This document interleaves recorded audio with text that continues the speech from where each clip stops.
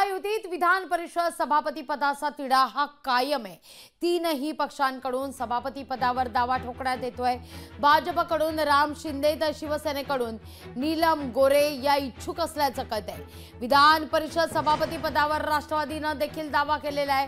सत्तेत सहभागी होताना सभापती पदाचं आश्वासन दिल्याचा दावा राष्ट्रवादी काँग्रेसचा आहे।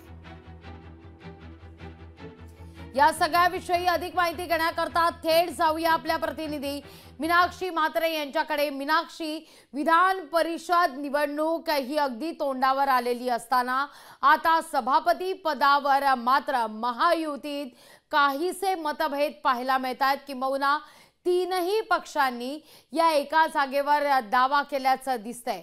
भाजपकडून राम शिंदे इच्छुक आहेत, तिथं शिवसेनेच्या नीलम गोरे यांनी देखील आपली इच्छा व्यक्त केलेली आहे। तर राष्ट्रवादी काँग्रेस आपल्याला दिलेल्या दाव्याची आठवण करून देते।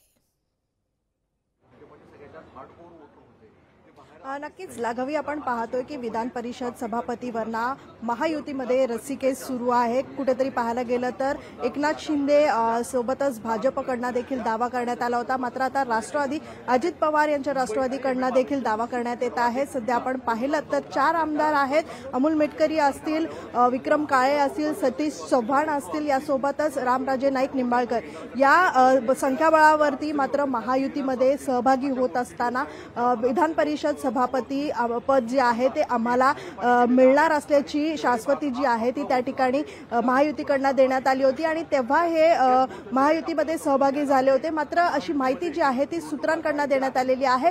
मात्र एकूणच सध्या आपण पाहिलं तर उद्या जे आहे ते अधिवेशन संपत आहे। मात्र त्याआधीच आपण पाहू शकतो की निवडणुका ज्या आहेत सभापती संदर्भामध्ये याची तारीख निश्चिती होण्यासाठी मुख्यमंत्री एकनाथ शिंदे यांच्याकडनं राज्यपालांकडे आजच पत्र जाणं जे आहे ते अपेक्षित आहे। मात्र महायुतीमध्ये राष्ट्रपती सभापती पद हे कोणाला मिळतं याकडे सगळ्यांचं लक्ष लागलेलं आहे, कारण तिन्ही पक्षाकडून दावा केला जात आहे। एकीकडे भाजपकडून राम शिंदे आणि दुसरीकडे आपण पाहिलं तर एकनाथ शिंदे यांच्याकडनं नीलम गोरे अशी नावं जी आहेत ती कळत आहेत। सोबतच आपण पाहतोय की महायुतीमधनं राष्ट्रवादी आपण पाहतोय की विधान परिषदसाठी सभापती पद जे आहे ते कोणाच्या पारड्यात पडतं याकडेच आता सगळ्यांचं लक्ष लागून राहिलेलं आहे। निश्चित मीनाक्षी, तुर्तास धन्यवाद तुम्ही दिलेल्या एकूणाच्या सविस्तर माहिती करता। लोकशाही मराठी ऐका, पहा, जागरूक रहा।